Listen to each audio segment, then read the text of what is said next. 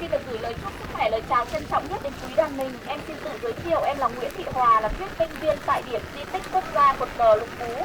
Hôm nay em cũng rất là vui và vinh dự được là người đồng hành cùng anh chị trong chuyến tham quan này.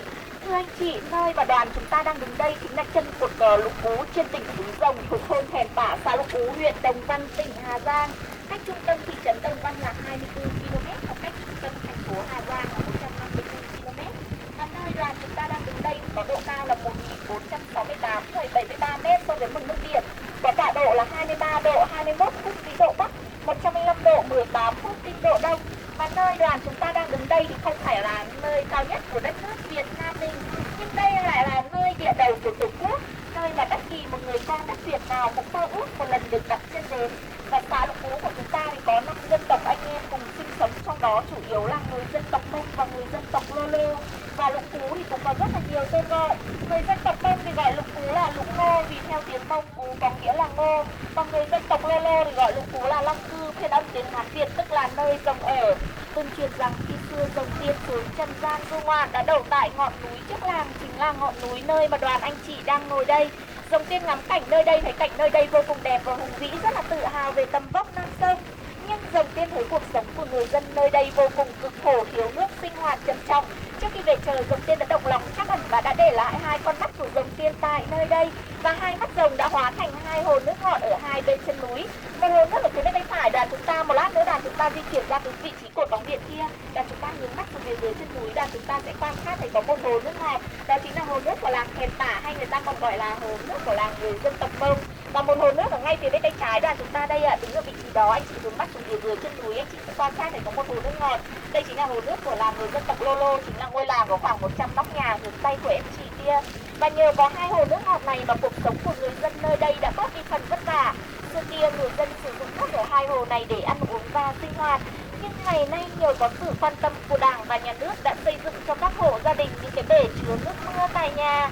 Chính vì vậy mà người dân không sử dụng nước ở 2 hồ này để ăn uống và sinh hoạt nữa, mà chỉ sử dụng để tưới tiêu thôi ạ. Và cái điều đặc biệt cũng như rất là kỳ diệu ở 2 hồ nước ngọt này là không bao giờ cạn. Mặc dù thời tiết ở đây có hạn hán đến như thế nào thì cái mực nước ở 2 hồ cũng luôn luôn xấp xỉ bằng nhau. Và em xin giới thiệu với anh chị trong đoàn mình, ở phía bên tay phải đoàn chúng ta thì có một tấm bia đá mà vừa rồi đoàn chúng ta vừa đứng đây chụp ảnh đấy ạ. Trên tấm bia đá này thì có gắn quốc huy của đất nước Việt Nam ta và có ghi một số thông tin về cột cờ Lục Bú. Và tấm bia đá này hướng thẳng hướng chính bắc. Và phía bắc của đất nước Việt Nam ta thì tiếp giáp với nước Cộng hòa Nhân dân Trung Hoa. Và tại xã Lục Bú của chúng ta thì tiếp giáp với nước bạn Trung Quốc bởi 3 hướng. Thứ nhất là hướng Tây ở vị trí đằng này, thứ hai là hướng Bắc ở vị trí đằng này, thứ ba là hướng Đông ở vị trí đằng này. Còn hướng Nam của chúng ta thì chỉ tiếp giáp với xã Ma Lé của huyện Đồng Văn thôi ạ. Tại vì trên bản đồ Việt Nam của chúng ta có một chỗ hình chóp nón đấy ạ.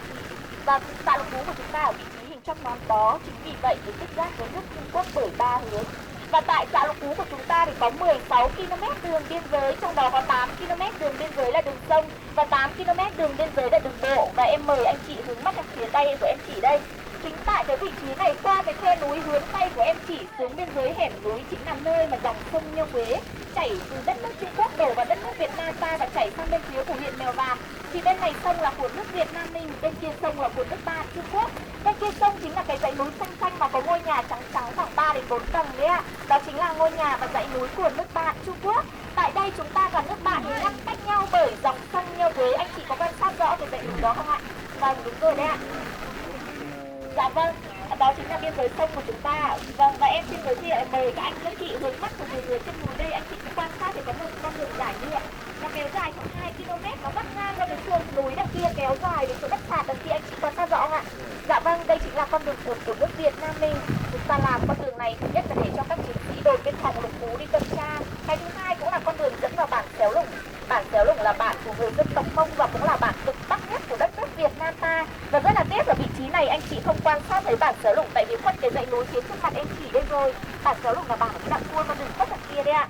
Và ở bên trên chỗ con đường cụt của chúng ta anh chị sẽ quan sát này có một chỗ nhìn trắng trắng như cái sân có phải không ạ? Dạ vâng, đó chính là con đường cụt của nước bạn Trung Quốc. Tại đây chúng ta và nước bạn thì không làm con đường giao nhau mà chỉ làm con đường cụt như thế này thôi. Và tại đây chúng ta cũng không xây dựng cửa khẩu. Tại cái khu vực này chúng ta ngăn cách với nước bạn bởi những cái cột mốc. Cứ bên này cột mốc thì của nước Việt Nam mình, bên kia cột mốc thì của nước bạn Trung Quốc. tại khu vực này cột mốc mang số chẵn do nước Việt Nam mình dựng, cột mốc mang số lẻ do nước bạn Trung Quốc dựng. Ở tại vị trí này anh chị có thể quan sát rõ nhất là hai cột mốc, đó chính là cột mốc 422 và cột mốc 423. Em mời anh chị hướng mắt theo phía tay của em chỉ đây. Ở tại cái vị trí con đục cột của chúng ta đó, em mời anh chị nhìn check em phía bên tay phải cái vị trí eo núi đấy ạ.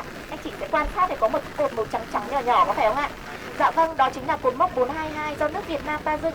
Ở bên trên cái đỉnh núi cao cao hướng tay của em chỉ cũng có thể bây giờ là sương mờ nó đang che phủ rồi, thì ở đó cũng có một cái cột màu trắng trắng nhỏ nhỏ nữa, đó chính là cột mốc 423 do nước bạn Trung Quốc dựng.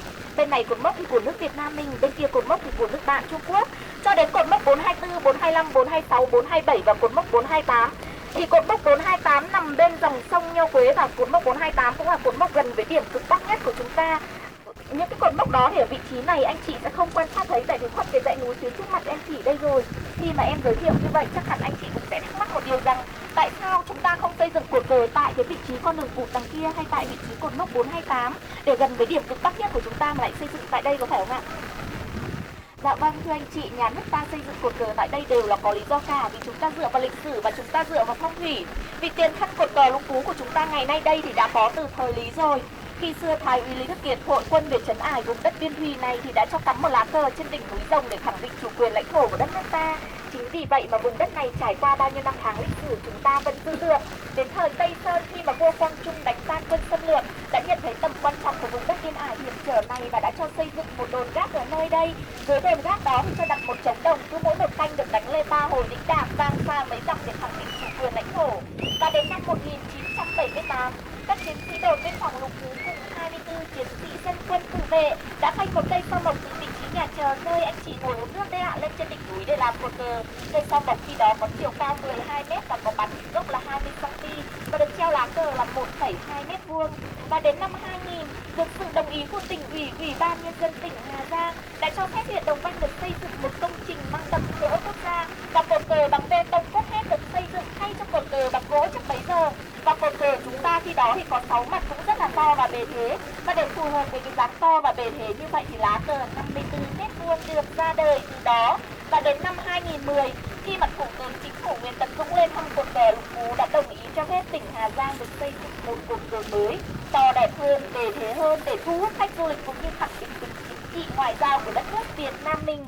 Thì cột cờ chúng ta ngày nay đây được khởi công xây dựng vào ngày 8 tháng 3 năm 2010 và được hoàn thành vào ngày 2 tháng 9 năm 2010. Cột cờ thì có tổng chiều cao 34,85 m. Tính từ chân cột cờ lên chỗ sàn hay cờ cái vị trí lan can kia có chiều cao 20,6 m. Cán cờ của chúng ta có chiều cao 14,25 m.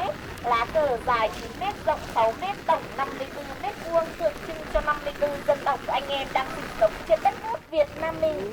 Và khi chúng ta xây dựng công trình cột cờ Lũng Cú này thì chủ yếu chúng ta vận dụng đá là Đồng Văn Minh. Tại vì Đồng Văn thì được mệnh danh là cao nguyên đá, nhưng phần lớn cái mặt lát ở phía bên ngoài đây thì ta lại vận chuyển đá từ bên núi Nhồi, Thanh Hóa ra. Bởi vì đá Đồng Văn là đá cổ, trong quá trình cắt xẻ thường là bị vỡ vụn. Thì anh chị quan sát thấy ở dưới chân cột cờ chúng ta có gắn 8 bức phù điêu bằng đá xanh ra. Trên 8 bức phù điêu này thì minh họa cái quá trình dựng nước và giữ nước của ông Chana. Đang xen vào đó là các nét văn hóa của các dân tộc trên tỉnh Hà Giang mình. Bên trên 8 bức phù điêu thì cho gắn 8 mắt trống đồng. Khi mà nhà nước ta xây dựng chương trình cột cờ Lũng Cú này đã chủ đích cho gắn 8 mắt trống đồng ở đây để con cháu ngàn đời sau đến thăm cột cờ Lũng Cú chúng ta chỉ 18 mắt trống đồng này ta đều nhớ đến những cuộc của vua Quang Trung để con cháu ngàn đời sau vẫn nhớ đến công ơn nước của ông cha ta ngày trước. Đường lên cột cờ trải qua 839 tầng và được chia làm 3 chặng. Chặng thứ nhất đến từ chân núi và lên vị trí nhà cờ là 425 tầng. Chặng thứ hai từ vị trí nhà cờ lên đến chân cột cờ trước 3 bậc thang trước nơi anh chị đang ngồi đây là 279 tầng.